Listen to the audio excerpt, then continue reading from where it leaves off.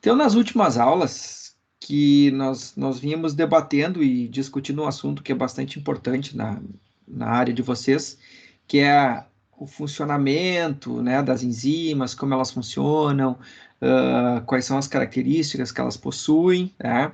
E hoje a gente vai entrar num tópico que, dentro de enzimas, eu acho que é o tópico mais importante na área de vocês, que é falar sobre inibição enzimática. Por que esse tópico é importante?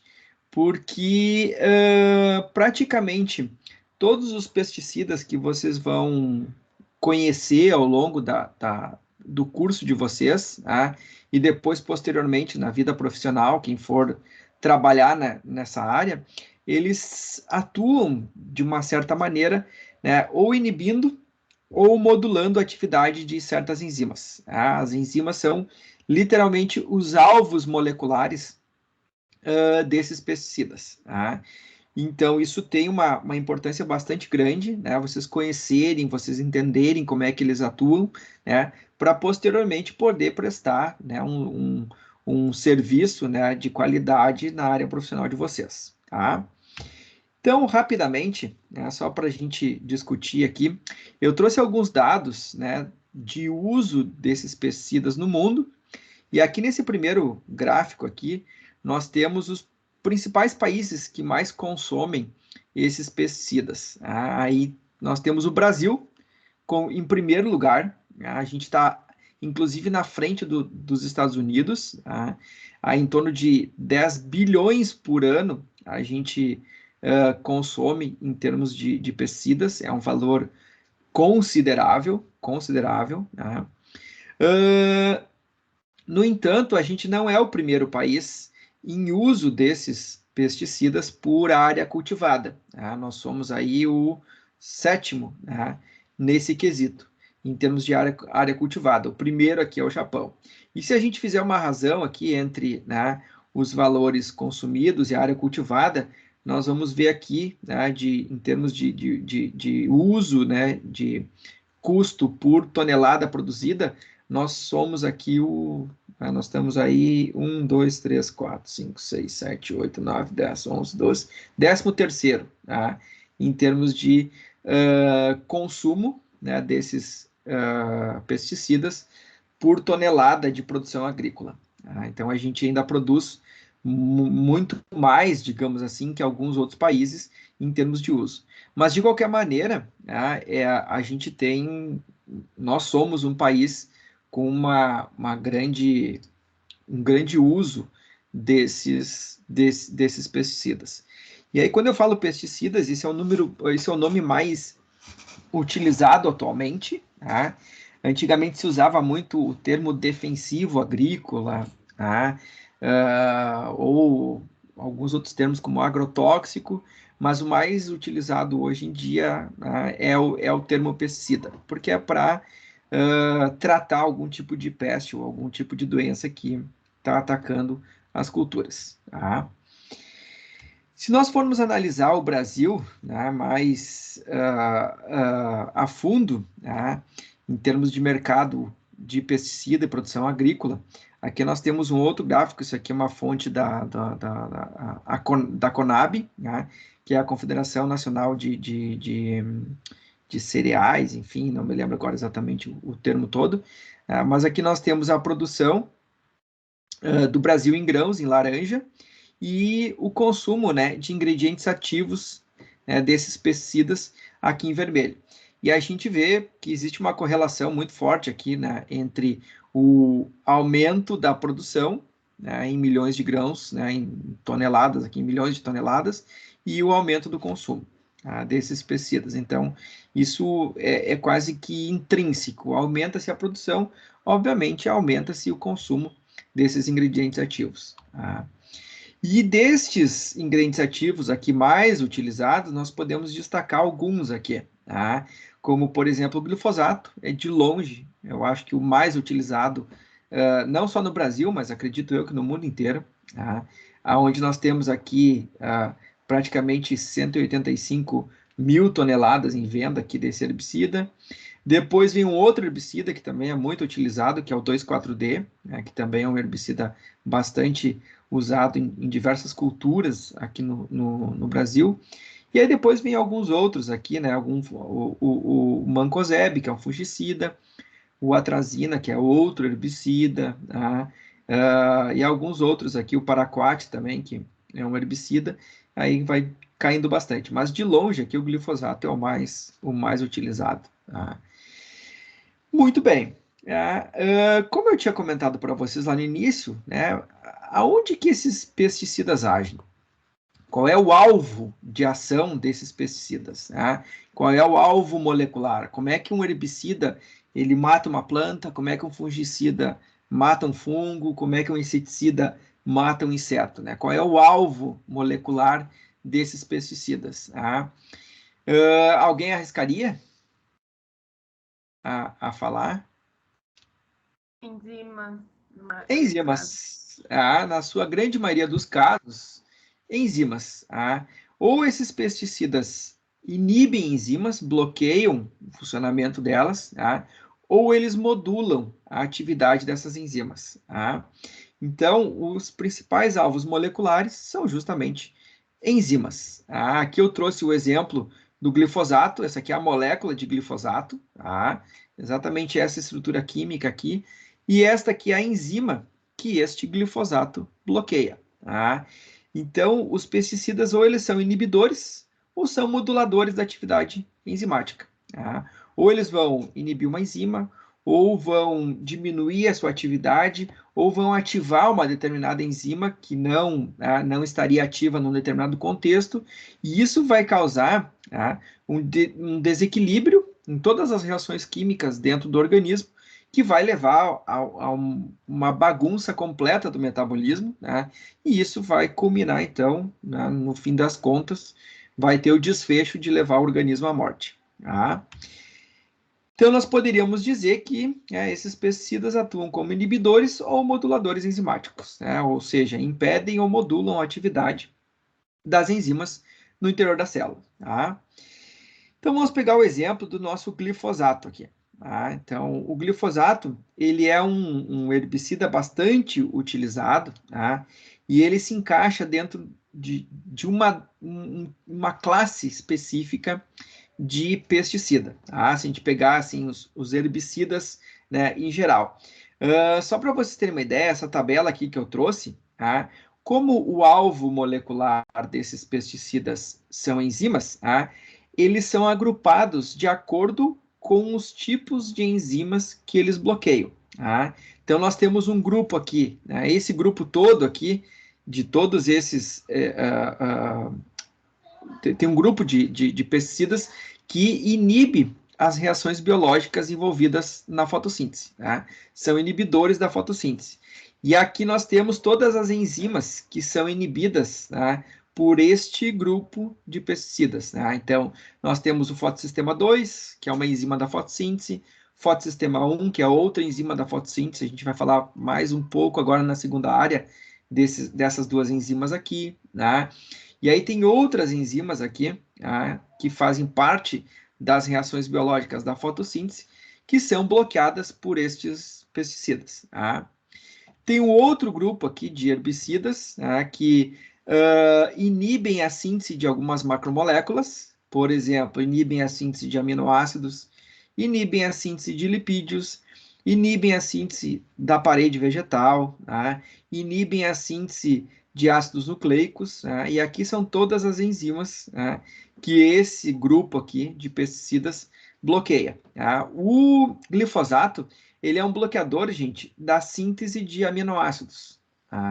Ele bloqueia uma enzima que participa da síntese de vários aminoácidos dentro da planta, que é justamente essa enzima aqui, ó, a EPSP sintase. Abrindo um parênteses, o que vocês imaginam que iria acontecer com uma planta que foi, digamos assim, tratada com glifosato, que ela é sensível a glifosato? O que acontece com o processo de síntese proteica nesta planta que foi tratada com glifosato? Já que o glifosato é um inibidor da síntese de alguns dos aminoácidos de alguns daqueles 20 aminoácidos que compõem as proteínas dos organismos vivos. Não sei se vocês me entenderam a minha pergunta, eu acho que eu alonguei ela demais, não sei se ela ficou clara. Tá. O glifosato, ele é um inibidor da síntese de aminoácidos. Tá? Ele bloqueia uma enzima que participa da síntese de alguns aminoácidos. Daqui a pouquinho eu vou mostrar para vocês exatamente como é que se dá isso. Tá? O que vocês imaginam que iria acontecer com uma planta que foi tratada com esse glifosato? O que vai ficar deficiente nessa planta? O que não vai ser sintetizado nessa planta? Proteínas. Proteínas. Exatamente. Por quê? Porque a planta precisa de aminoácidos para sintetizar proteínas lá no retículo endoplasmático. Tá? Se não tem esses aminoácidos, ou está faltando algum desses 20 aminoácidos, 2, 3, 4 estão faltando, porque as enzimas que sintetizam esses aminoácidos estão bloqueadas pela ação do herbicida, tá? Não vai ter síntese proteica. E não tendo síntese proteica, como é que a célula vai se dividir? Como é que a célula vai, né, fazer suas funções biológicas? Né? Como é que uma célula da folha vai fazer fotossíntese se ela não consegue sintetizar as proteínas ou as enzimas envolvidas na fotossíntese? Né? Como é que uma célula da raiz vai transportar água, por exemplo, se ela não tem como sintetizar as proteínas que fazem o transporte de água para dentro das células da raiz? Tudo vai começar a ficar defeituoso, vai sempre faltar proteínas ou enzimas em alguns processos celulares, e isso vai levar a um desequilíbrio completo no metabolismo e leva o organismo à morte. Tá? Quem já viu a aplicação desses herbicidas, principalmente o glifosato, vocês sabem que ele não tem ação imediata, né? A gente aplica, e aí 2, 3, 4, tá, pelo quinto dia, a gente começa a ver, né, que a cultura começa a amarelar, tá? Começa a ficar amarelada. Tá? E aí, então, ele começa a atuar, começa a levar a planta à morte. Tá? Abrindo parênteses, por que a cultura fica amarelada depois da aplicação do glifosato? Claro que a resposta poderia ser a planta está morrendo. Mas por que a planta, quando está morrendo, fica amarelada? Porque não tem mais clorofila, que é a função da proteína que não sintetiza mais. Exatamente. Tá? Como nós precisamos de uma enzima para sintetizar clorofila, que é o pigmento verde das plantas, tá? E esse herbicida está bloqueando justamente a síntese de aminoácidos e, consequentemente, a síntese de proteínas, não tem mais como sintetizar clorofila. E aquela clorofila que já existia na planta, que estava deixando ela verde, começa a ser degradada naturalmente. Por quê? Porque tudo dentro dos organismos vivos é degradado e ressintetizado, né, de tempos em tempos. Então, aí, uma vez a clorofila degradada, não tem mais como sintetizar uma nova, e aí a planta vai morrendo gradualmente. Tá? E aí, depois de 3, 4, 5, lá pelo sexto dia, a gente já vê que a cultura está completamente amarelada, tá? Ou a planta está completamente amarelada. Muito bem. E por último, aqui a gente teria alguns inibidores aqui da síntese de alguns hormônios, que também são bastante utilizados na área agrícola, né? E aqui algumas enzimas que esses inibidores bloqueiam, tá? Ou que esses inibidores modulam, vamos dizer assim, tá? Muito bem. Alguma dúvida, gente? Por aí, tudo tranquilo? Agora que eu vi, Bernardo, a tua resposta ali, perde a clorofila, tá? Beleza. E também o Vitor ali comentou sobre as funções. Então, olha só, aqui eu trouxe 2 exemplos. Se vocês quiserem consultar depois, gente, essas imagens que eu estou utilizando aqui, ó, elas estão disponíveis no PDB, tá? Tá aqui o endereço, ó. Tá? Depois, quando eu mandar os slides para vocês, vocês vão poder ver em maior aumento, tá? Mas aqui está o endereçozinho dessas imagens aqui e do e do texto que tem lá no PDB mostrando essas duas imagens. Então, aqui nós temos a enzima, a EPSP sintase, que sintetiza alguns aminoácidos, e que é bloqueada pelo glifosato. Ó. Vejam onde está o glifosato. Ele está literalmente lá no meio, né, da nossa molécula proteica, né, da nossa molécula da enzima. E aqui nós temos outro, né, inibidor, que é o 2,4-D, que é um outro herbicida amplamente utilizado também, que ele está aqui, ó, ligado, né, em uma outra enzima chamada ubiquitina ligase. E essa enzima aqui, a ubiquitina ligase, ela é responsável pela resposta celular ao hormônio auxina. Então, quando a planta libera o hormônio auxina e estimula o crescimento, enfim, uma série de coisas, esta proteína aqui que é ativada pelo hormônio auxina. Quando o 2,4-D está presente, ele vai lá e bloqueia essa enzima, impede que essa enzima funcione. Consequentemente, a auxina não consegue exercer sua função, porque a enzima está bloqueada, e a planta, então, não tem os estímulos necessários para crescer. E aí acaba, então, entrando em senescência e acaba morrendo. Tá? Muito bem. Mas que tipo de inibições nós encontramos, né, por essas substâncias? Existe algum tipo de inibição? Elas podem ser classificadas de forma diferente? Tá? Existem basicamente dois tipos de inibição enzimática. Essas são as mais importantes para a área de vocês. Tá? Uma que nós chamamos de inibição competitiva. Tá? E o que significa essa inibição competitiva? É quando o inibidor compete com o substrato pela ligação ao sítio catalítico da minha enzima. Tá? O inibidor ele vai competir por aquele encaixe no sítio catalítico. Tá? Ele vai competir com o substrato. E notem o seguinte, olhem para este substrato aqui está a molécula, tá, de um dos substratos dessa enzima aqui, e aqui está a molécula de glifosato, que é o inibidor. O que vocês conseguem perceber olhando essas duas moléculas aqui? Que característica vocês conseguem perceber que elas têm em comum, assim?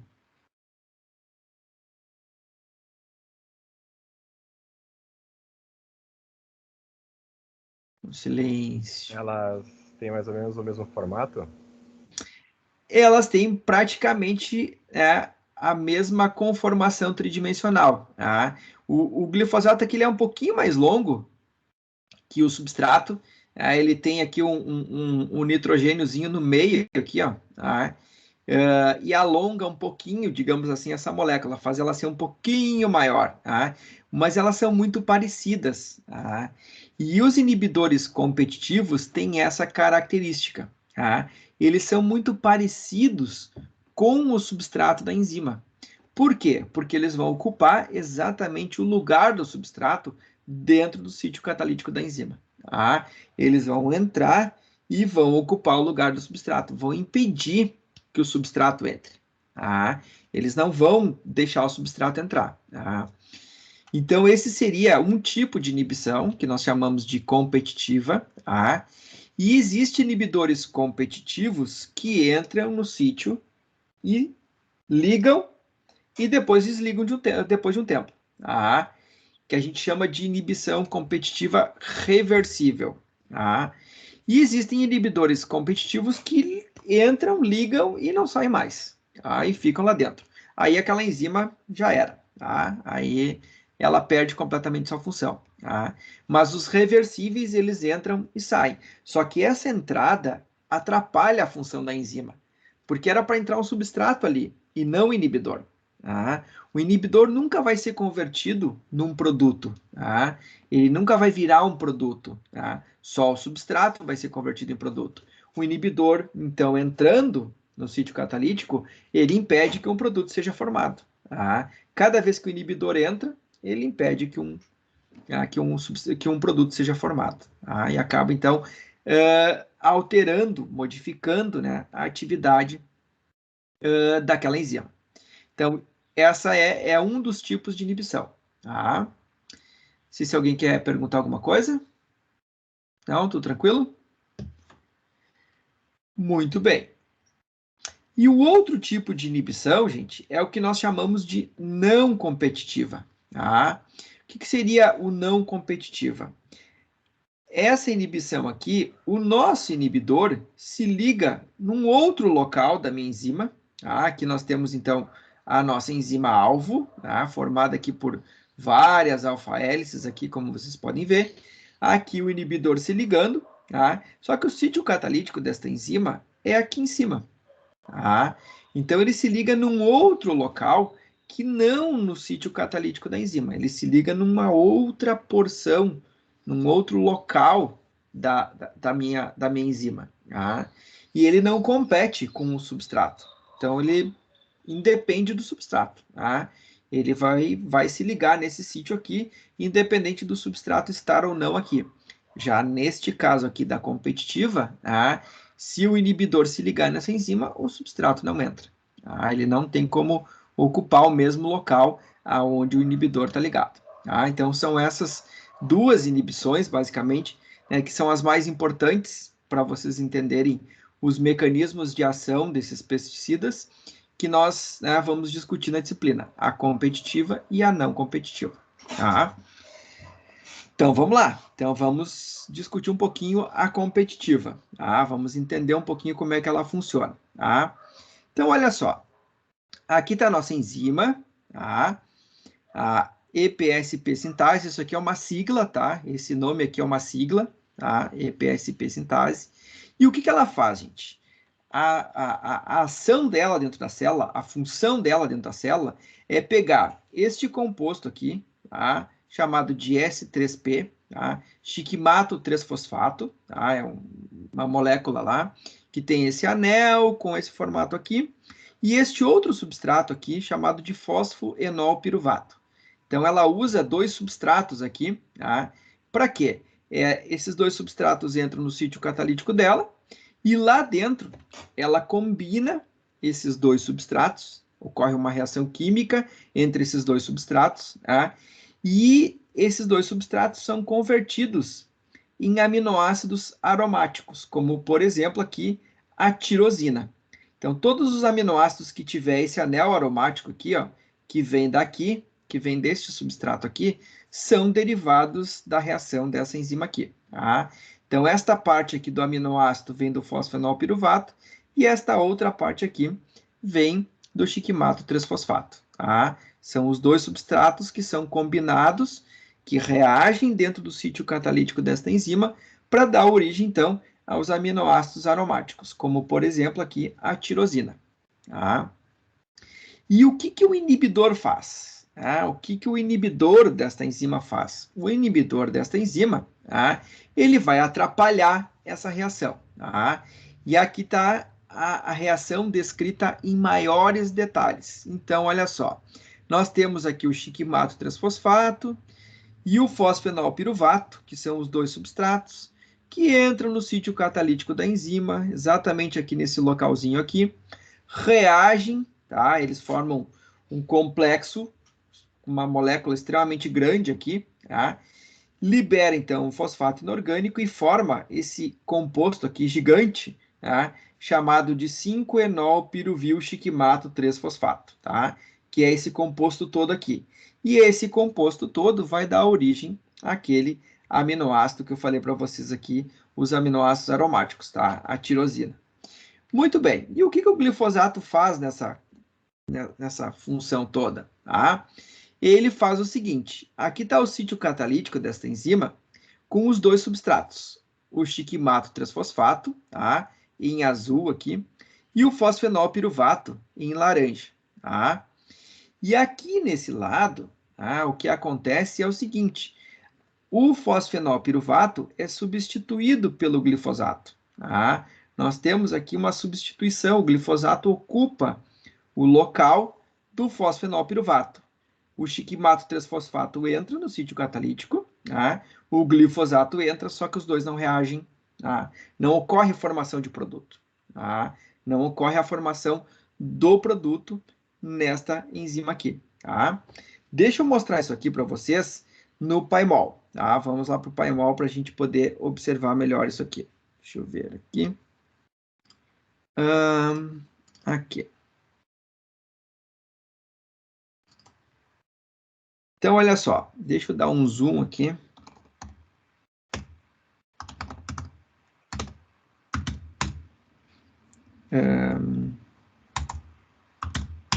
Aqui, ó, tá? Então, olha só, aqui está o sítio catalítico da enzima, tá? E notem o seguinte, deixa eu dar uma girada aqui, ó. Nós temos 2 substratos aqui, tá? Aqui está o chiquimato 3-fosfato, tá? E aqui é o fosfenolpiruvato, só que eles já reagiram entre si e formaram uma molécula única aqui, tá? Então, eles já estão sendo convertidos no produto, tá? Nós já estamos convertendo esses 2 substratos no produto, tá? Isso tudo está dentro do sítio catalítico da enzima, tá? Se eu trocar aqui a visualização dela, deixa eu selecionar ela aqui e vamos botar aqui, ó. Vamos ver se a gente consegue entrar aqui. Acho que nem vai aparecer aqui. Não, não vai aparecer. Fica bem no meio, ó. Aqui estaria a entrada do sítio catalítico. Não sei se vocês estão conseguindo visualizar aqui. Ó, vamos ver se eu consigo entrar aqui. Deixa eu ver se eu consigo tirar um pouquinho da visualização. Aqui, ó. Aqui, tá? Aqui está o sítio catalítico com os meus substratos ali no meio reagindo, tá? Um pouquinho menos aqui, tá? Que ficam bem no centro da minha enzima, tá? Deixa eu diminuir o zoom um pouquinho aqui, tá? Aqui estaria a entrada do sítio catalítico ali, ó, agora dá para ver bem, tá? E lá dentro tá os meus substratos virando produto, tá? Então, o que o glifosato vai fazer, gente? Deixa eu trocar esta imagem aqui por esta outra aqui. Vamos dar um zoom aqui, ó. Aqui, tá? O glifosato, que é essa molécula em azul aqui, ó, ele vai ocupar o lugar de um dos substratos dessa enzima. O chiquimato vai entrar, que é essa molécula em amarelo aqui. E o glifosato entra e acaba ocupando o espaço do fosfenolpiruvato. Tá? E com isso, essa enzima aqui não consegue funcionar. Ela não consegue sintetizar, né, os aminoácidos necessários para a síntese proteica. E aí, então, né, algumas funções metabólicas na célula vão acabar sendo prejudicadas. Tá? Então, esse é uma das ações, né, desse tipo de inibidor aqui, que é o inibidor competitivo. Ele vai entrar no sítio catalítico, né, e vai acabar, então, atrapalhando a função da enzima. Tá? Vai acabar dificultando a ação dela na formação dos produtos. Tá? Muito bem. Deixa eu voltar aqui, então. Tá? E dá um zoom de novo. Então, voltando aqui, esse aqui é a mesma imagem, aquela que eu mostrei para vocês, o glifosato ele acaba ocupando aqui, então, o lugar, né, do fosfenolpiruvato no sítio catalítico dessa enzima. Uma pergunta que eu queria fazer para vocês. Quais outros organismos, além das plantas, que possuem essa enzima aqui, que é bloqueada pelo glifosato? Não sei se vocês sabem. Qual é a enzima? Essa enzima, a EPSP sintase, que sintetiza esses aminoácidos que eu comentei para vocês, os aminoácidos aromáticos que tem aquele anel, elas estão presentes em quais organismos, além das plantas? Será que elas estão presentes em algas? Que mais? Fungos. Fungos, que mais? Animais, aí não sei. Será que... Não, tudo bem, não tem problema. Mas deixa eu fazer uma pergunta para vocês pensarem. Da onde que os animais adquirem os aminoácidos? De que fonte? Através da alimentação. Da alimentação, tá? Então, daqueles 20 aminoácidos, nós temos apenas 9 que são sintetizados no nosso organismo. Os outros 11 nós adquirimos da alimentação. Já as plantas, os fungos, as bactérias, tá? eles precisam sintetizar esses aminoácidos, porque eles não conseguem absorver eles, tá, enfim, da natureza. Tá? Eles não têm essa possibilidade. Tá? Então, os fungos, as plantas e as bactérias precisam sintetizar esses aminoácidos. Então, essa enzima, tá? Essa enzima aqui, a EPSP sintase, ela está presente em plantas, em bactérias e fungos. Tá? Nesses três grupos aqui de organismos vivos, tá? Nesses três reinos aqui. Tá? E algas não, então? As algas fazem parte das plantas, né? Elas estão dentro das plantas. E as algas azuis estão dentro das bactérias. Tá? Elas estão nesses dois grupos aqui. Tá? Mas tanto as plantas, as bactérias, quanto os fungos têm essa enzima. E neste caso, tanto as plantas, as bactérias, como os fungos são sensíveis à ação do glifosato. Tá? Não sei se vocês já ouviram falar ou já leram em algum lugar, né, que o glifosato, quando aplicado numa lavoura, ele não atua só sobre as plantas que estão naquela lavoura, ele atua também sobre a microbiota do solo. Tá? Se a gente for pensar em termos de microbiota do solo, o principal reino que compõe a microbiota é justamente as bactérias. Tá? Então, muitas bactérias que estão no solo, elas vão ser suscetíveis ao glifosato. Elas também vão sofrer alguma ação, né, devido à presença do glifosato quando aplicado na lavoura, porque elas também possuem essa enzima. Elas também possuem, né, essa enzima que sintetiza esses aminoácidos, né, que é justamente o alvo, né, de ação do glifosato. É a enzima que vai ser inibida pelo glifosato. Tá?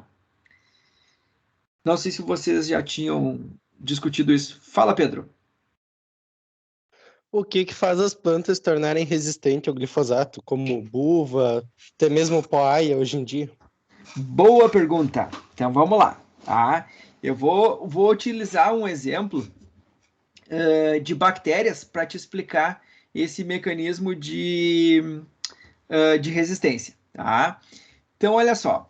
Existem bactérias, tá? Existe um grupo de bactérias, né? uma espécie de bactérias que é resistente ao glifosato. Tá?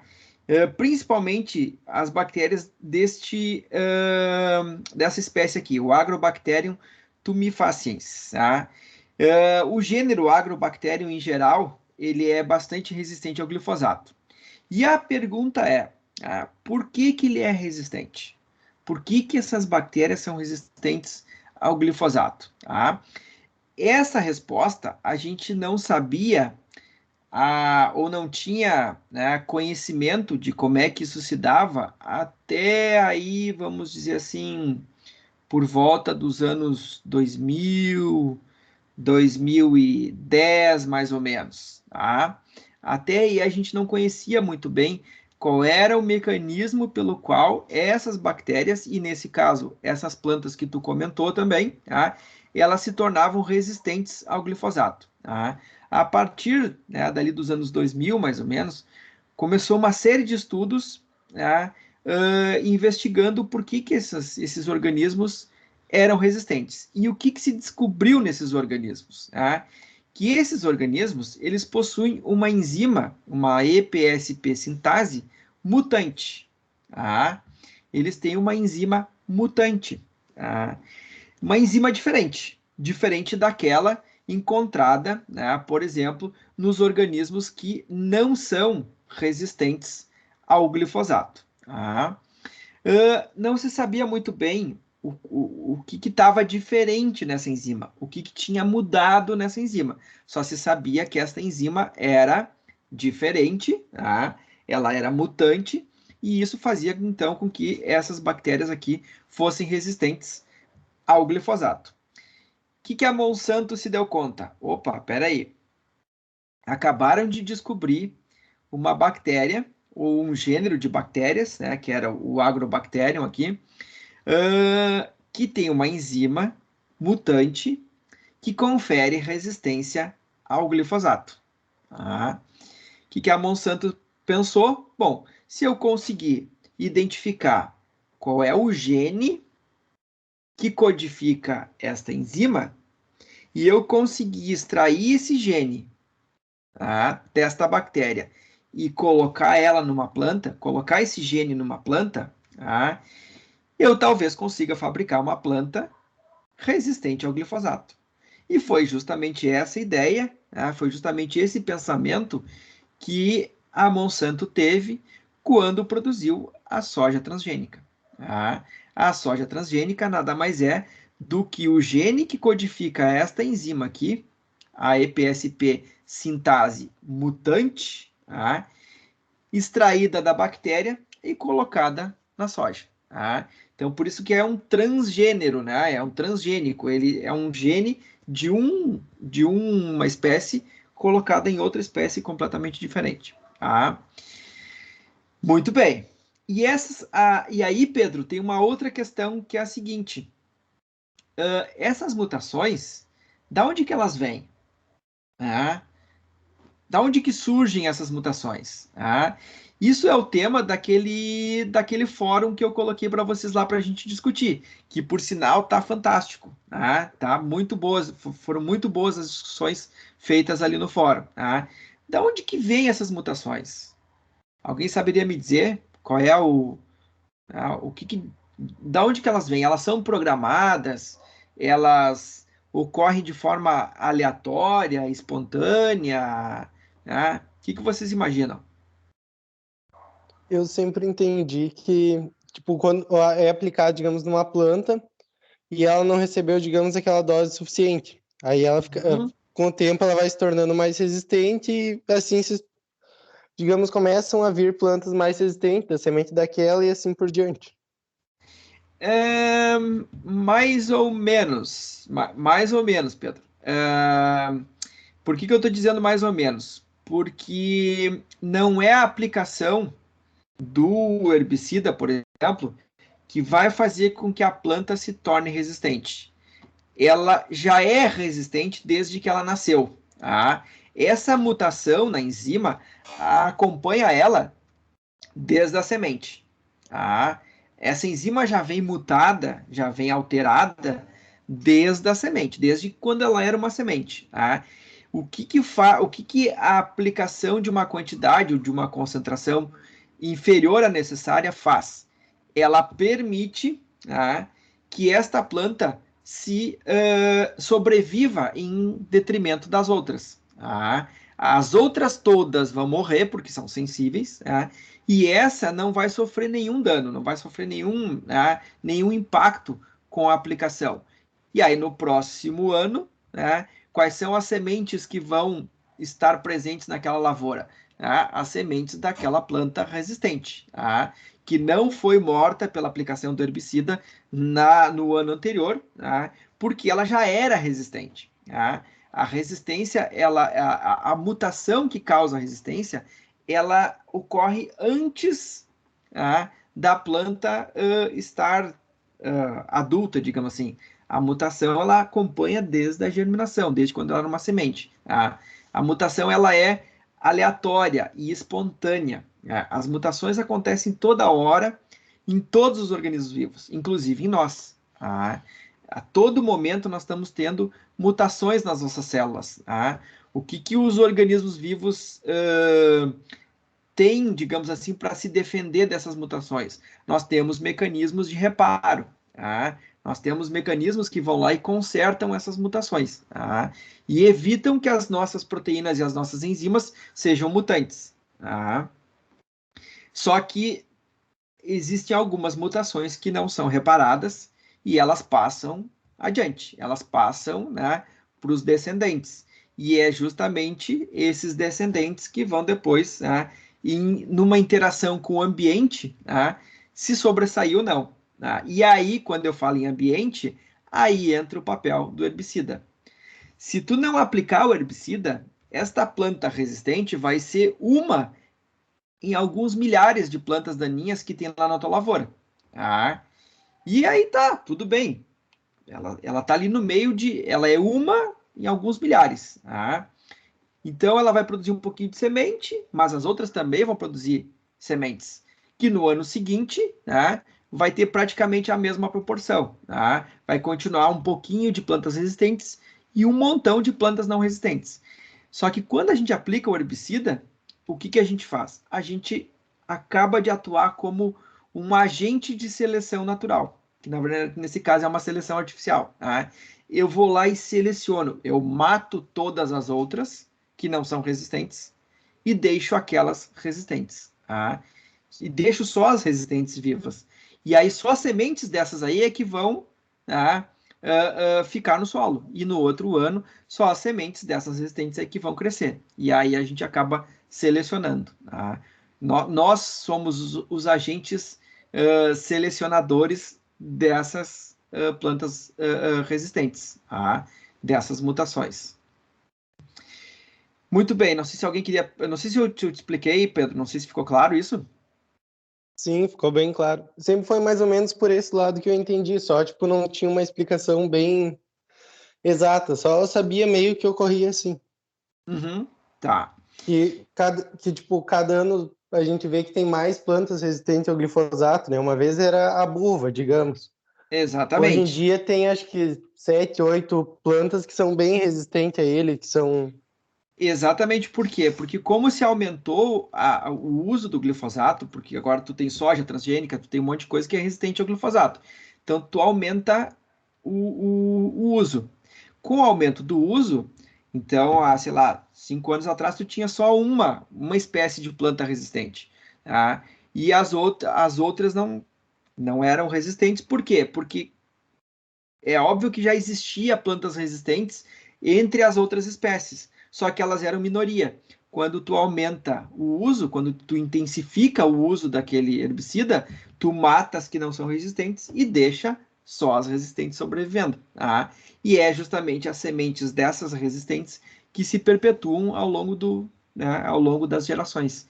E aí, no final aí de 5, 6 anos, tu vai ter aí não só mais uma espécie, mas 3, 4, 5, 6 espécies de plantas resistentes ao glifosato. Tá? E o glifosato acaba atuando como um agente selecionante. Tá? É um agente de seleção, não vou dizer natural, porque não é natural, né? Mas um agente de seleção artificial. Tá?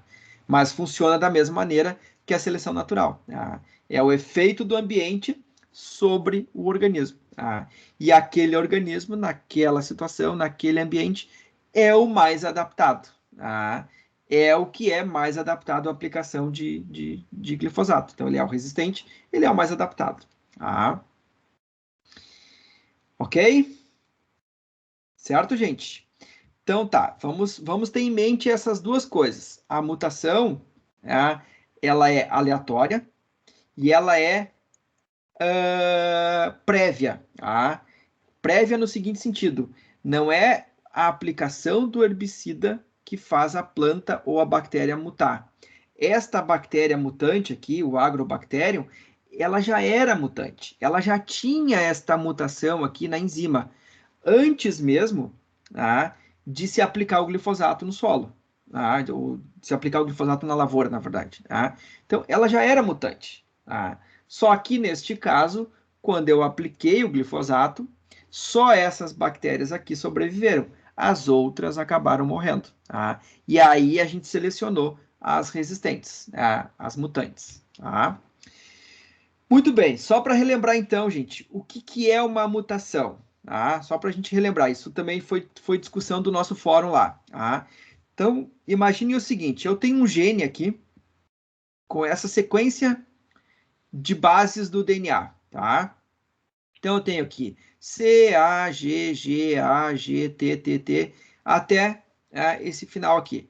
Isso aqui é um gene. Por que isso aqui é um gene? Porque codifica uma proteína. Tá?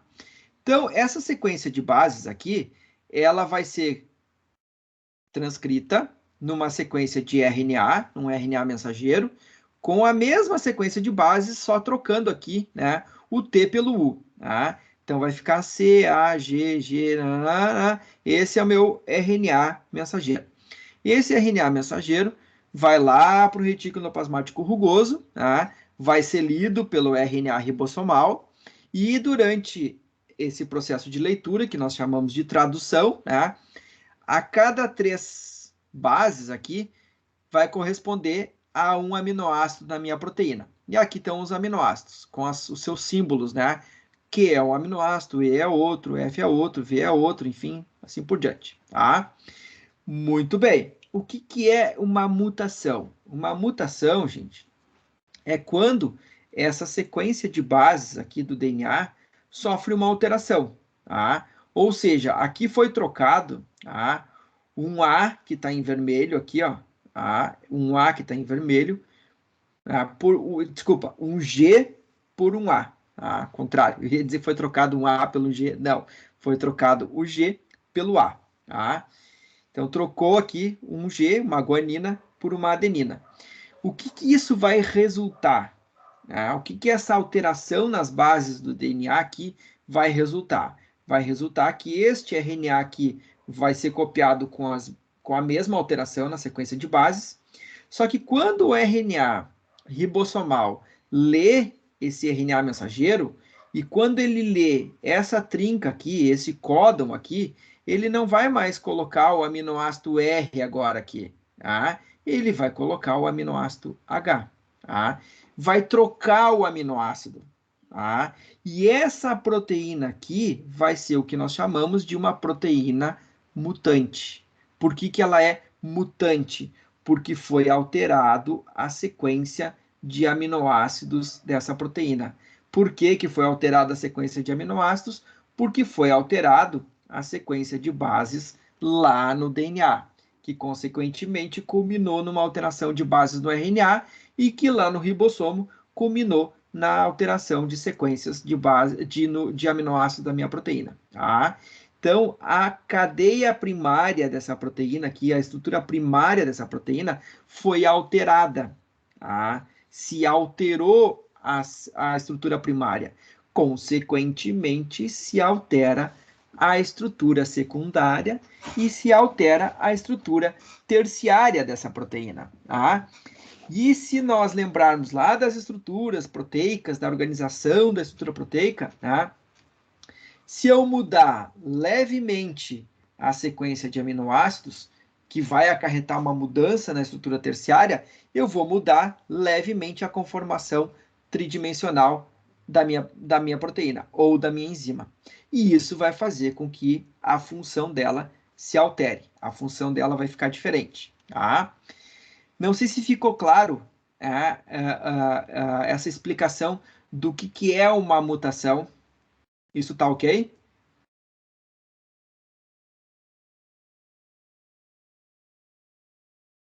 Hello, Ok, pessoal. Sir, tranquilo. Tá. Tranquilo, Sir. Tá bem, então. Tá bem, então. Se vocês tiverem alguma dúvida, gente, por favor, me perguntem, tá? Muito bem, então. Então, isso é o mecanismo, né, da mutação. Isso é como ocorre uma mutação. Muito bem. Então, vamos lá para a nossa enzima que nós estávamos comentando, que é a EPSP sintase, tá? E vamos comparar a mutante com a tipo selvagem. Então, os Agrobacterium que são selvagens, que não têm a enzima mutante, tá?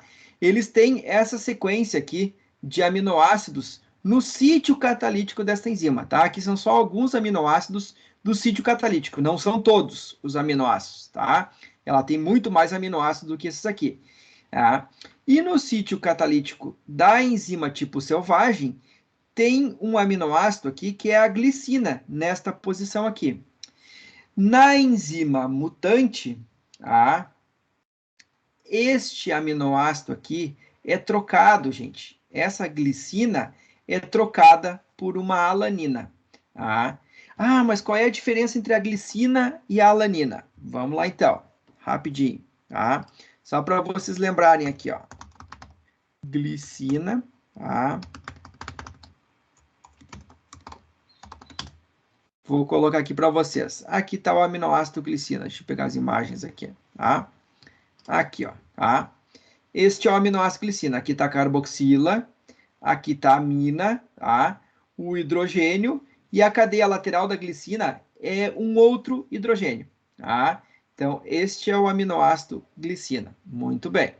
Então, vamos ver agora a alanina. Tá? Muito parecida com a glicina, só que em vez de ter um hidrogênio, ela tem um CH3 aqui. Tá? Tem a carboxila, tem a amina, tem o hidrogênio e tem o CH3. E este CH3 faz toda a diferença na enzima mutante. Já vou mostrar para vocês por que faz toda a diferença. Tá? Deixa eu voltar para cá então. Tá? Então, a glicina, ela tem um hidrogênio na sua cadeia lateral, no seu R. Tá?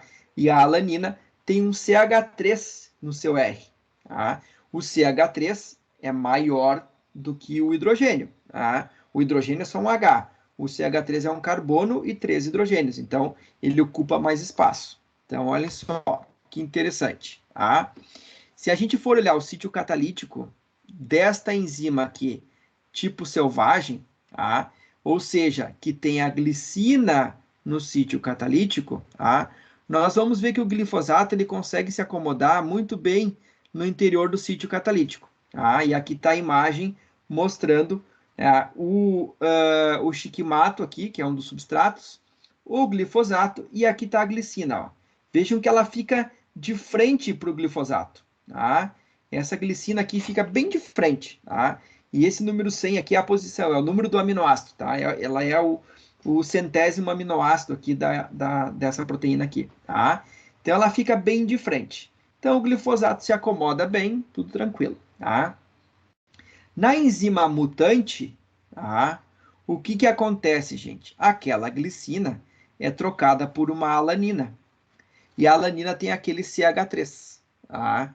Esse CH3, que é essa bolinha verde aqui, ó, ele ocupa um espaço um pouco maior dentro do sítio catalítico. E isso empurra o glifosato dentro do sítio catalítico. Tá? E faz com que ele saia do sítio catalítico. Ele não consegue ficar lá dentro. Tá? Ele entra meio apertado, meio espremido no sítio catalítico por causa da presença desse CH3, tá? dessa metila, tá? Desse CH3. Então, o glifosato não consegue entrar direito. E aí ele sai do sítio catalítico. Ele sai muito mais rápido, tá? Do que na enzima tipo selvagem. Então, ele não consegue inibir a minha enzima. Tá? Ele não consegue ter o efeito inibidor sobre a enzima, porque ele não consegue se encaixar direito no sítio catalítico. Tá? Ele não consegue fazer esse encaixe. Vou fazer um joguinho aqui de slides para vocês prestarem atenção e verem essa leve diferença. Ó. Vou voltar para o anterior, tá? Que é a tipo selvagem, e agora a mutante. Ó. Notem ali, ó, que o glifosato ele sofre uma torção, ó. Ele não está na mesma posição, tá? Ele está numa posição diferente na enzima mutante. Ele está meio espremido, ó. Ah, ele tá apertado ali naquele sítio catalítico. E isso, gente, é o mecanismo que explica o porquê que esta enzima dessa bactéria é resistente ao glifosato. Tá? É justamente essa interação molecular aqui que impede que o glifosato entre no sítio catalítico. Pode falar, Pedro. Fala. Não, faz isso aqui o microfone. Que eu estava transferindo para o computador. Ah, não, perfeito, perfeito. Tá. Então, gente, essa... Pergunta. Fala, Laura. É bem sutil, né, a diferença entre a alanina e... Muito sutil, muito sutil. E a minha pergunta isso significa que o glifosato não vai conseguir agir de forma alguma por esse detalhe tão sutil? Ou ele tem só uma eficiência menor? Ele tem uma eficiência bem menor. Não sei. Mas ele tem alguma eficiência, então? Ele tem alguma eficiência. Na verdade, o que tu precisaria fazer para que ele conseguisse atuar? Tu teria que aplicar uma concentração 15, 20, 50 vezes maior. Para quê? Porque aí ia ter tanto glifosato dentro da planta que essa entrada do glifosato ia ser forçada simplesmente por lei da ação das massas. Tá? Tem tanto glifosato circulando que uma hora ele vai encaixar no sítio catalítico, meio que na força. Tá? E aí ele consegue inibir um pouquinho. Tá? Então, tu precisaria uma concentração muito maior. E isso explica, Pedro, a questão da dose mais baixa. quando a gente aplica a dose mais baixa, tá? As plantas daninhas que são resistentes, elas se sobressaem. Por quê? Porque não é que o glifosato não atue sobre elas. Ele atua, só que com uma menor eficiência. Tá? E aí, quando tu aplica uma dose menor, tá? As que são sensíveis ao glifosato vão morrer, beleza. Mas as que são mutantes e têm uma certa resistência vão permanecer. E aí isso dá aquela falsa ideia de que aplicando doses menores, né, eu vou induzir resistência na planta. Não, ela já é resistente. Tá? Ela é menos sensível, mas não quer dizer que ela seja completamente insensível ao glifosato. Não, ela tem uma sensibilidade. Não é total quanto as tipo selvagem, mas ela tem uma sensibilidade. E a única maneira de a gente conseguir, digamos, fazer com que o glifosato seja efetivo é aplicar uma quantidade maior. Não é isso, não, aí que tá, gente. Não entendam isso como uma indicação, tá? Não é, não, vamos aplicar mais agora, então, porque. Não. Tem uma dose segura, recomendada, enfim, que tem que ser seguida, tá? Aquela dose é aquela dose, ponto final. Tá? O que a gente está fazendo aqui é um exercício, tá?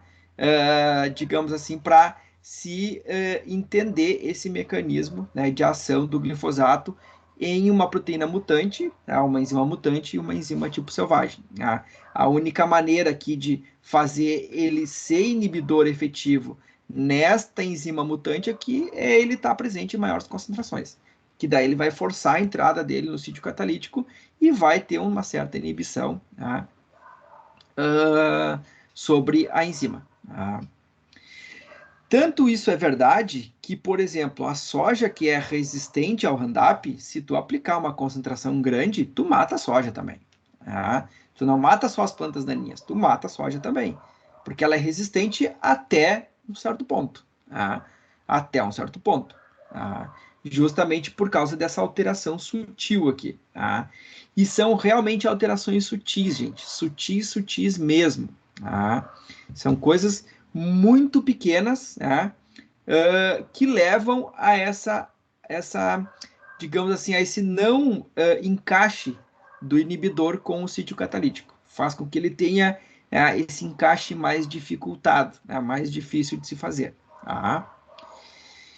Uma outra pergunta, aproveitando essa pergunta da Laura, essa enzima mutada aqui, essa enzima mutante, tá? Ela trabalha da mesma maneira que a tipo selvagem? Ou seja, os substratos encaixam no sítio catalítico dela aqui e são convertidos em produto? O que vocês acham? Provavelmente não, né? O sítio catalítico é um pouco diferente. Por que tu acha isso, Laura? Pelo sítio ser um pouquinho diferente? Pelo princípio pelo qual o glifosato não consegue se estabelecer ali, o substrato também não conseguiria. Pode ser, mas aí deixa eu te mostrar uma coisinha aqui. Deixa eu voltar rapidinho alguns slides aqui. Esse aqui. Não é esse aqui. É o próximo. Pulei demais. Aqui. Aqui, ó. Esse aqui. Ah. Olhem para cá. Esse aqui é o substrato. E este aqui é o inibidor, o glifosato. Olha, é um pouquinho diferente, né? Exato. Ele é menor do que o inibidor. Então, neste caso aqui, a enzima trabalharia sem problema nenhum. Ela conseguiria transformar os substratos em produto sem nenhum problema, tá? Sem nenhuma deficiência.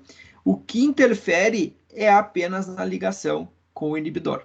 Tá? É apenas a ligação com o inibidor. Tá? Então, nesse caso, até porque se a enzima não conseguisse transformar os substratos em produto, o que ia acontecer com esta planta? Com essa planta mutada?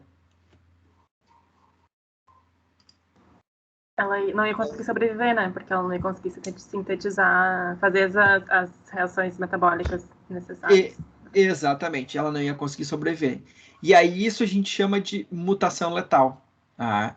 É uma mutação que já faz o indivíduo, leva o indivíduo à morte. Tá? E isso ocorre muito na natureza. Tá?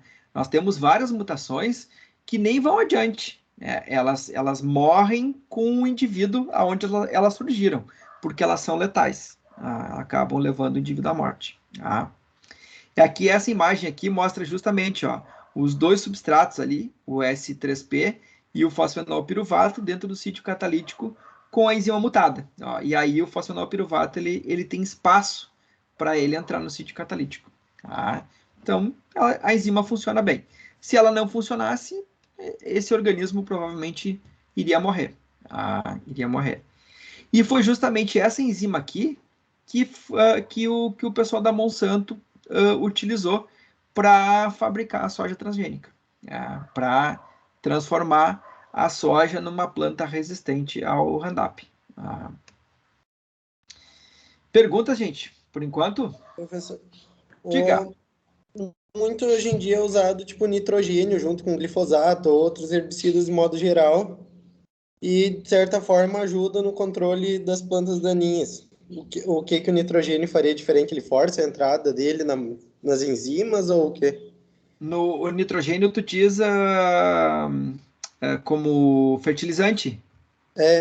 Tipo um adubo foliar, assim, digamos, é colocado junto com glifosato, 2,4-D até não tanto, mas glufosinato, todas essas moléculas, e ele acaba tendo um bom resultado. Até plantas resistentes acabam ficando mais suscetíveis. Boa pergunta. Eu não saberia te responder, Pedro. Vou dar uma olhada para ver se tem algum estudo nesse sentido no que ele contribui. Tá? Porque muitas vezes, na área de vocês, e esse é um exemplo, né, disso que eu estou falando para vocês, primeiro se descobre que combinando X com Y, tu tem um efeito melhor, vamos supor assim, e depois se descobre o mecanismo pelo qual o X e o Y combinados têm um melhor efeito. Não sei se eu consegui ser claro na minha explicação. Primeiro se descobre como funciona para depois descobrir o que tem por trás. Exatamente, o mecanismo. Então, a soja transgênica foi exatamente assim. Se sabia que o Agrobacterium era resistente ao glifosato e que tinha uma enzima mutante. Ponto. Era isso que se sabia naquela época. Não se sabia nem qual era a mutação, nem qual era o local da mutação. Só se sabia que a enzima era mutante. Se pegou o gene desse Agrobacterium, colocou na soja e a soja ficou resistente. Beleza. Depois de anos, né, dessa tecnologia estar estabelecida, é que se fez os primeiros estudos, né, esses estudos que eu estou mostrando aqui para vocês, com essas estruturas tridimensionais aqui, né, identificando que era um aminoácido lá, que era uma glicina, que era trocada por uma alanina dentro do sítio catalítico, e isso impedia, então, né, a entrada, a ligação do glifosato. Então, mas eu vou dar uma olhada. Eu vou com certeza dar uma checada, porque deve ter algum mecanismo sinergístico aí entre esses dois produtos. Esse nitrogênio, ele é algum tipo especial? É alguma amina, alguma coisa nesse sentido? Não, seria nitrogênio de modo geral, que eu sempre vi ser usado. Sempre o que eu entendi é que ele faz com que a planta absorva mais, digamos, glifosato. Até soja, digamos, quando tu coloca mais glifosato e nitrogênio, ela não morre, mas digamos que ela sente bastante. Assim, ela acaba sente um pouco mais. Pode ser, aí é uma especulação minha, tá? Aí é uma sugestão. Pode ser por um aumento da absorção do glifosato. Porque qual é o problema desses herbicidas, enfim, na sua grande maioria, tá? É penetrar pela cutícula da planta. Se vocês lembrarem lá de morfologia e anatomia vegetal, tá? A folha ela tem uma camada de proteção acima da epiderme, que é a cutícula. Essa camada ela é basicamente feita de cera e alguns lipídios, né? Ela tem uma composição bastante particular. Isso impede, por exemplo, que ela perca água, protege de, né, uma série de coisas. E a grande dificuldade desses pesticidas em geral é penetrar por essa cutícula, é passar para o interior da folha, tá? É ser absorvido pela planta. Então, talvez, pode ser que esses compostos auxiliem justamente na absorção. Eles aumentem a permeabilidade dessa cutícula, por alguma razão, tá? E aumentem a penetração desse composto na planta. Tá? Pode ser por aí. Não te dou 100% de certeza, mas provavelmente é por algum aumento de permeabilidade da cutícula. Tá? E aí por isso que aí todas as plantas acabam sofrendo, né? Aí soja, enfim, qualquer tipo de... E aí, claro, aquela dose que tu aplica por hectare, antes seria absorvido X%, agora vai ser absorvido 3, 4, X%. E aí a inibição dessa enzima aqui vai ser maior e, consequentemente, o efeito vai ser maior. Ah. Sim, acho que é bem por esse lado, porque, tipo, sempre que a gente entendeu que a planta absorve o nitrogênio, que, tipo, seria um adubo para ela, e o glifosato entra junto. Entra junto. É, bem provável, então aumenta a permeabilidade. Carona, assim. Sim, sim. Provavelmente aumenta a permeabilidade. Ah. Obrigado pela explicação. De nada. Não sei se o Eduardo e a Laura acho que queriam comentar alguma coisa. Não, se eu vi que... sobre esse adubação foliar, né? Pelo que eu ouvi falar também de alguns agrônomos, é que ele aumenta a absorção, aumenta a absorção da planta, né? E aí o glifosato tá entrando junto, bem já ouvi essa conversa. Sim. E outra coisa era sobre, assim, plantas que não são transgêneras, né? Elas, não sei se o termo certo, então, é dizer que adquirem resistência. As plantas que tu nunca usou glifosato, nunca houve a alteração gênica, né? E aí ao longo dos anos, tu bota 1 litro, 2, 3, 4, 5 e agora não tá matando mais. Então, o princípio por trás disso é as mutações. Exatamente. São essas mutações espontâneas, Eduardo. Mas ela aí, mesmo assim, ela continua sendo espontânea. Continua sendo espontânea. Tá? A transgênese é uma mutação não espontânea. Ela é induzida. Tá? A gente vai lá, pega uma proteína mutante, né? Pega o gene dessa proteína mutante e insere no organismo. Tá? Quando a gente fala em mutações, todas as mutações são sempre espontâneas. Existem N coisas que induzem mutações nos organismos. Por exemplo, né, nós, se formos levar em consideração raios ultravioletas, tá, induzem mutação. Por isso que a radiação ultravioleta causa câncer de pele, tá, porque induz mutação nas nossas células da pele, faz com que o nosso DNA se altere e, consequentemente, altera a sequência de aminoácidos de proteínas que regulam o ciclo celular, que fazem as nossas células estarem, digamos assim, com o ciclo celular regulado. E aí, quando essas mutações saem do controle, desregulam esse processo, esse ciclo celular, e fazem com que as células comecem a se dividir enlouquecidamente, tá? Sem controle nenhum, e aí levam tumor. Tá? E essa radiação ultravioleta é a mesma radiação que causa também mutação nas plantas. Tá? Raios gama, raio-x, né? Por que a gente não pode fazer muitos exames de raio-x um seguido do outro? Tá? Porque o raio-x ele induz mutações, tá? Ele causa mutações nas nossas células. Tá? Então, todos esses tipos de raios ultravioleta, raio gama, raio-x, tá? Eles induzem mutações. A mesma coisa serve para o que a gente chama de xenobióticos, que são qualquer tipo de substância química que possa agredir um organismo, né, ou uma célula. Tá? Elas causam mutações também. Tá? Então, como a gente vive num mundo hoje muito industrializado, a nossa água tem sempre alguma contaminação com algum produto químico, com alguma substância química utilizada na indústria, né? E essas substâncias químicas, que são chamadas assim de xenobióticos de uma maneira bastante geral, assim, né, elas podem levar a mutações. Elas interagem com o DNA e fazem com que algumas bases do DNA sejam trocadas. Tá? E isso acontece a todo momento, a toda hora. Tá? Então, é espontâneo. Então, o organismo ele já tem aquela mutação. O que o agrônomo faz quando ele aplica, né, o herbicida? Ele vai lá e seleciona, ou seja, deixa vivo somente aquelas plantas que têm essa mutação. E é as plantas que vão vir na geração seguinte. Tá? Então, tu tinha, sei lá, vamos supor, meia dúzia na tua lavoura lá de 200 hectares. Tá? No outro ano, essa meia dúzia vai virar, sei lá, algumas dezenas aí, tá? Ou centenas. Tá? Não sei se não sei se é correto falar, então, que é quase um induzido espontâneo, assim, um espontâneo induzido, alguma coisa assim.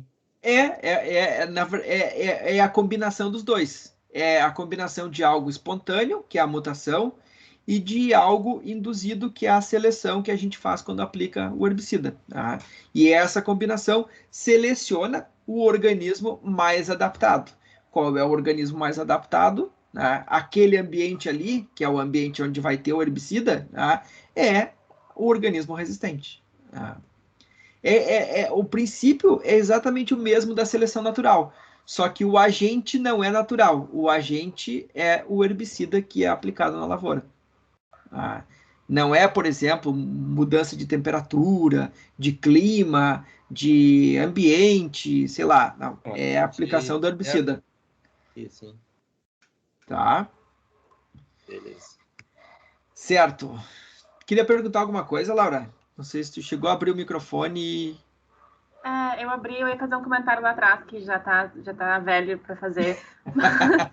Mas outra coisa que tu falou agora, de novo, eu tinha falado antes, que eu na hora eu pensei em interromper, assim, só para de repente esclarecer para quem não tem entendido, porque tu falou, o agrônomo seleciona essas espécies que estão mais... Espécies não, mas essas strains, esses indivíduos que estão... Essas linhagens, Isso. Essas linhagens que têm a propensão de sobreviver. Tipo, de repente, para quem não entende bem, pode pensar assim que ele seleciona intencionalmente. Na verdade, não, né? Não. É sem querer. Sem querer. Tipo, ele gostaria que aquela mutação estivesse presente ali, mas infelizmente está, e daí acaba selecionando entre aspas, né? Exatamente. É uma seleção não intencional. Mas ele seleciona. Ele é o agente selecionante, mesmo sem a intenção, mas ele acaba selecionando. E é justamente essa ideia que acaba, às vezes, ficando um pouquinho distorcida, assim. Parece que, se eu for aplicar gradualmente, a planta vai se tornando resistente. Não, ela já é. Assim como uma bactéria já é resistente a um determinado antibiótico, ela não se torna resistente, ela já é resistente. O que o tratamento com antibiótico vai fazer é selecionar ela, em detrimento das outras. É uma seleção não intencional, mas ocorre. Tá? Muito bem, gente. Dúvidas? Quase 6 horas já. Agora que eu vi. Dúvidas? Não?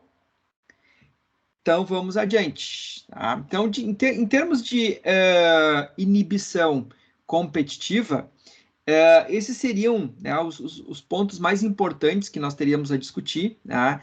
Justamente essa questão do inibidor interagir com o sítio catalítico e que modificações, né, nos aminoácidos do sítio catalítico modificam a interação desse inibidor, né, fazendo com que surjam, então, linhagens, né, de organismos mais resistentes a esse inibidor ou menos resistentes, dependendo da situação. Tá?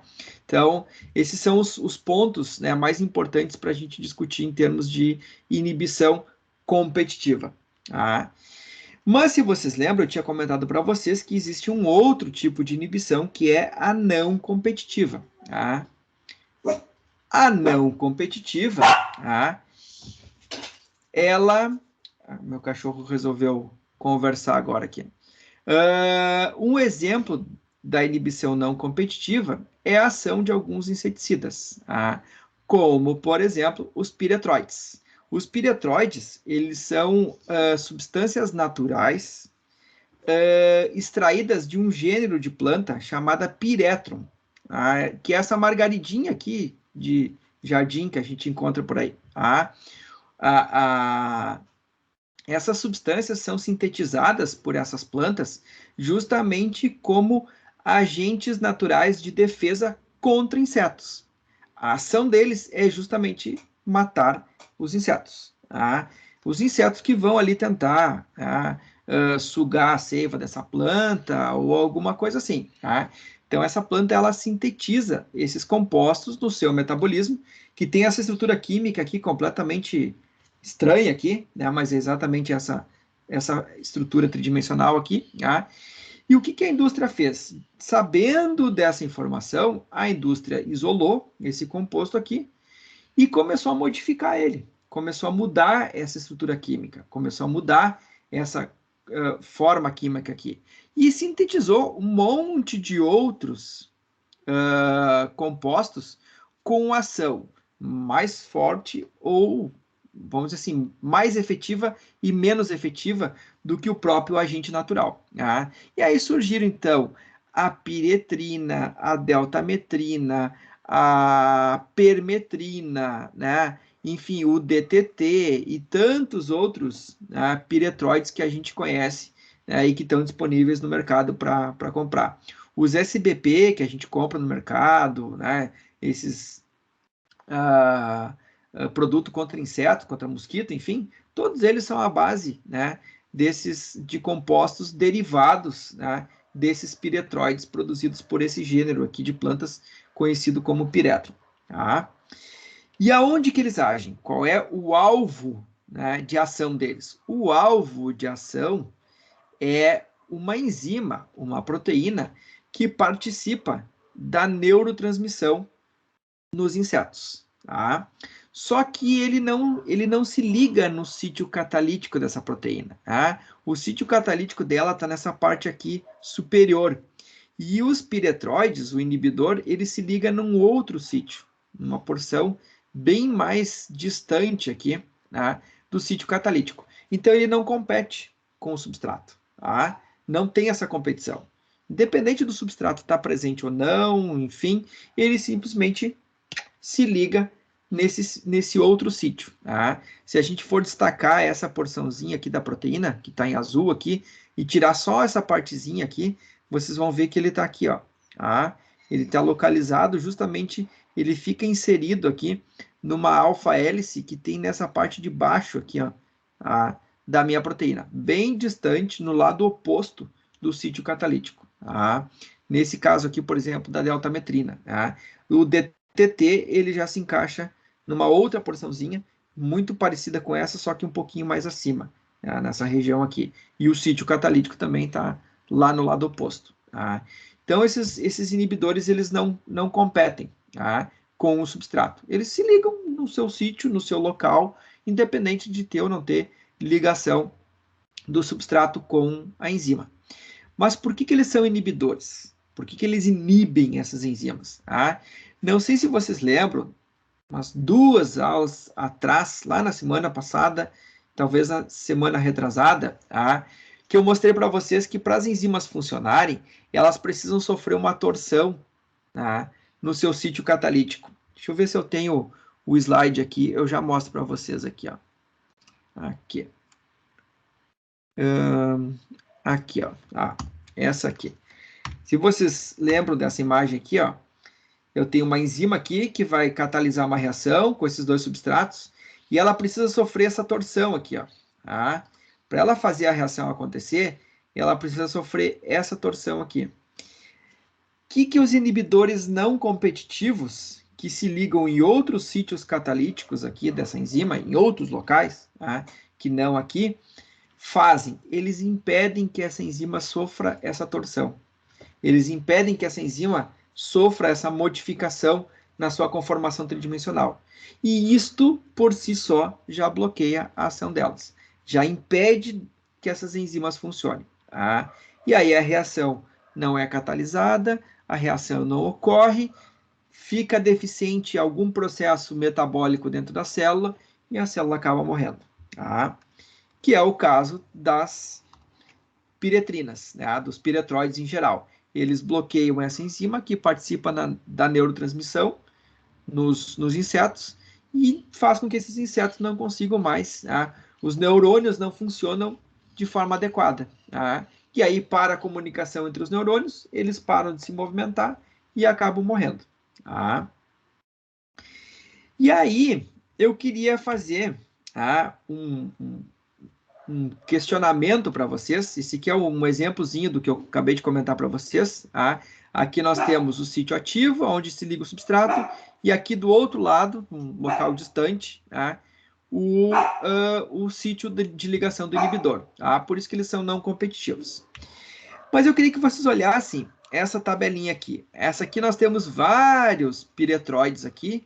Então tem a piretrina, tem a letrina, tem a tetrametrina, tem a permetrina, tá? Tem a deltametrina, e eu destaquei algumas aqui, tá? Eu destaquei a piretrina, a permetrina e a deltametrina. E eles foram testados aqui contra 3 tipos de insetos, tá? 3 espécies diferentes aqui. Aí eu já não me lembro mais o que significa HF, MB e AC, mas são 3 insetos diferentes, tá?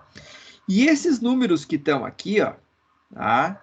É a dose que leva esses organismos à morte. Não sei se vocês já ouviram falar numa coisa chamada DL50 ou LD50, tanto faz. Já ouviram falar nesse termo? Não tem a ver com dose letal? Tem a ver com dose letal, tá? Agora que eu vi tua pergunta ali, Vitor, já respondo ela, tá? DL50 é dose letal para matar 50% dos organismos que tu está testando. Então, como é que a gente faz esse experimento? Tá? Como é que foi feito esse experimento? Se pegou, por exemplo, 100 insetos dessa espécie aqui, 100 insetos dessa espécie aqui e 100 insetos dessa espécie aqui.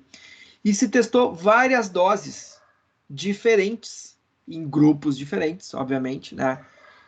E se verificou que a dose necessária para matar metade dos insetos que estavam ali, tá, para essa espécie aqui, foi 15 miligramas por quilo. Tá? Já para essa espécie aqui, é 1,1 e para essa outra aqui, 1,2. Tá? Quando se testou isso em rato, que é um mamífero, se observou que a dose letal para matar 50% dos ratos testados foi uma dose muito maior aqui, foi de 900 miligramas por quilo. Tá? A pergunta que eu quero fazer é, por que será que essa dose aqui, que foi utilizada para testar aqui em mamíferos, né, no caso em roedores aqui, por que ela foi tão alta quando comparada a essas outras aqui, a essas outras espécies de insetos aqui? O que é diferente entre essas espécies de insetos e esse roedor aqui?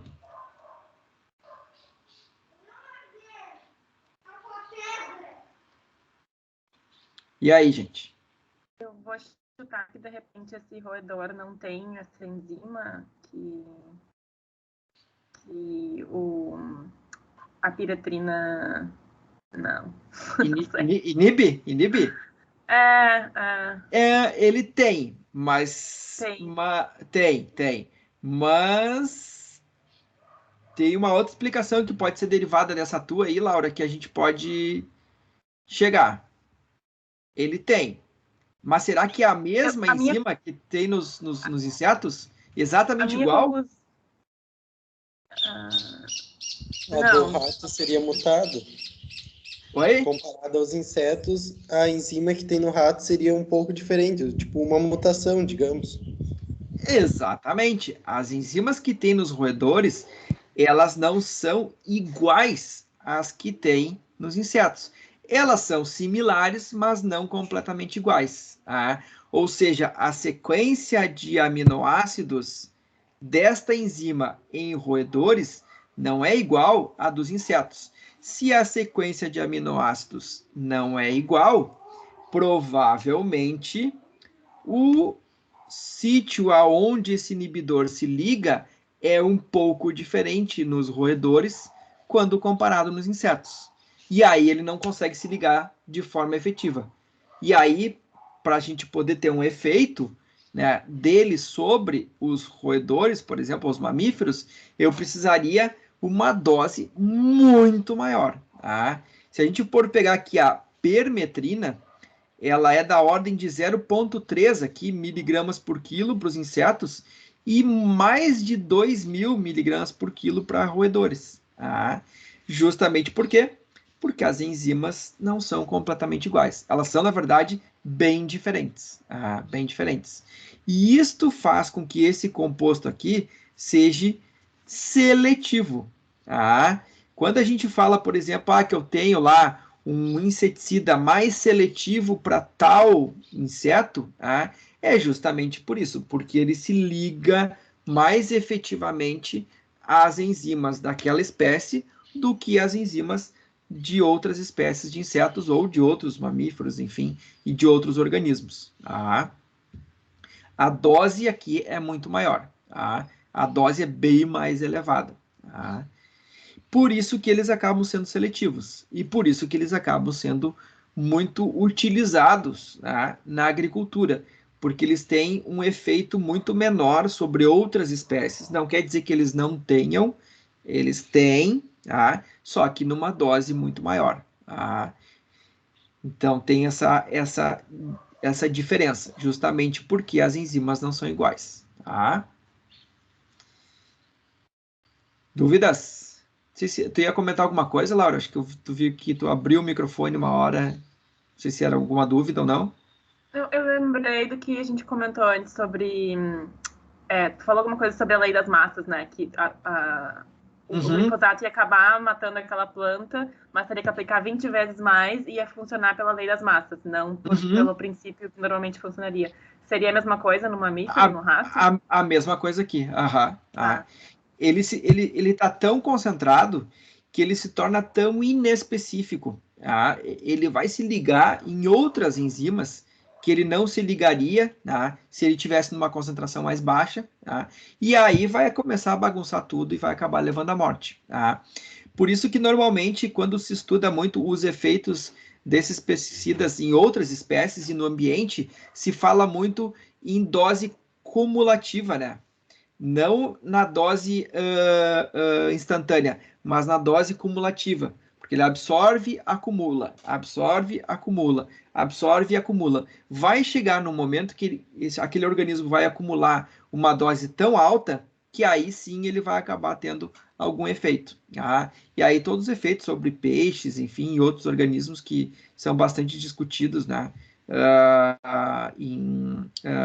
Como impacto desses pesticidas no ambiente. Muito bem. Deixa eu responder a tua pergunta, Vitor. Tu perguntou antes ali se a torção da enzima precisa de energia para ocorrer. Sim, precisa. Precisa de energia. E quando o inibidor está presente, ele literalmente impede que essa torção aconteça. Quando esse inibidor não competitivo ele está presente, ele literalmente impede que essa torção ocorra. E da onde que vem essa energia? Essa energia vem do meio que circunda a enzima.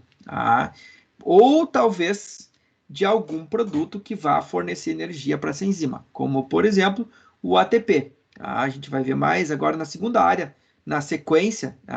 Eu vou mostrar para vocês que o ATP é uma molécula extremamente energética, é conhecida como a moeda energética da célula, por isso que nossas células estão sempre sintetizando ATP, porque tudo que precisar de energia é o ATP que vai fornecer.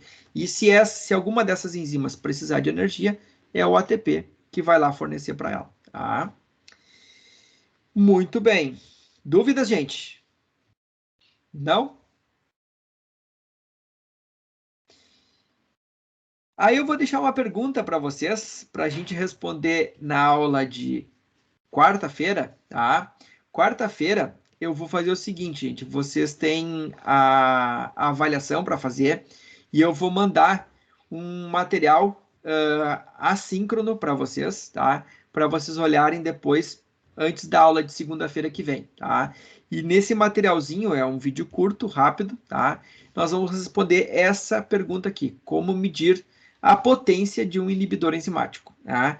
Como, por exemplo, a gente pode medir e dizer que esse inibidor não competitivo aqui, que esse inseticida, ele é muito mais potente nessas espécies aqui de insetos do que em mamíferos, né? Como é que a gente mede isso? Como é que a gente mede? Como é que a gente faz esse experimento aqui de dose letal, tá? De LD50? Tá? Como é que é feito isso? É só um videozinho a título de curiosidade para vocês, de material para vocês terem mesmo para consulta e depois para o restante do curso de vocês, tá?